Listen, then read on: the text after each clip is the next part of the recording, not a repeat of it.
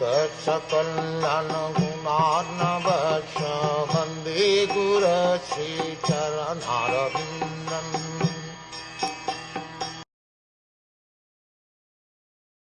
Let me offer my respectful obeisances unto him, Shuka, the spiritual master of all sages, the son of Vyasadeva, who, out of his great compassion for those gross materialists who struggle to cross over the darkest regions of material existence, spoke this most confidential supplement to the cream of Vedic knowledge, after having personally assimilated it by experience. In this prayer, Srila Sutta Goswami practically summarizes the complete introduction of Srimad Bhagwatam. Srimad Bhagwatam is the natural supplementary commentary on the Vedanta Sutras. The Vedanta Sutras, or the Brahma Sutras, were compiled by Vyasadeva with a view to presenting just the cream of Vedic knowledge. Srimad Bhagwatam is the natural commentary on this cream.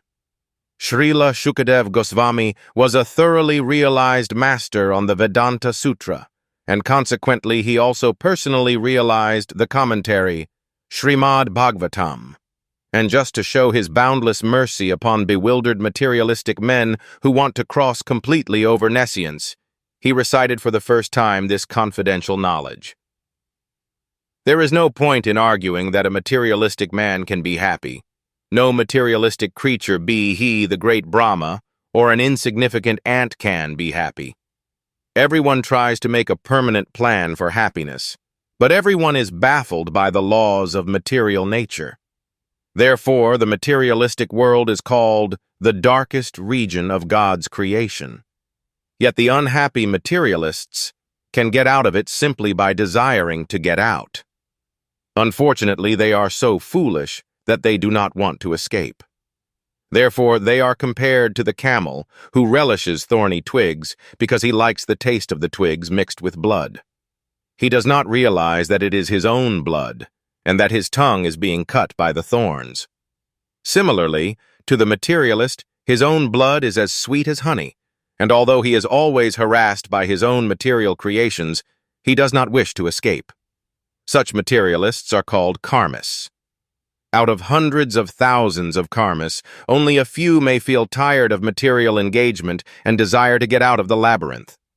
Such intelligent persons are called Gyanis.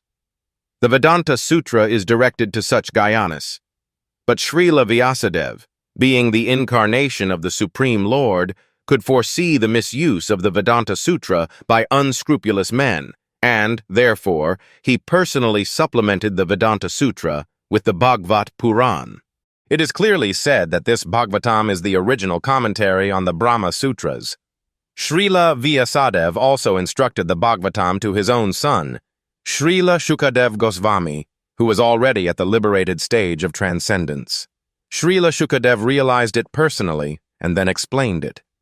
By the mercy of Srila Sukadeva, the Bhagavata Vedanta Sutra is available for all those sincere souls who want to get out of material existence. Srimad Bhagwatam is the one unrivaled commentary on Vedanta Sutra. Sripada Shankarakarya intentionally did not touch it because he knew that the natural commentary would be difficult for him to surpass.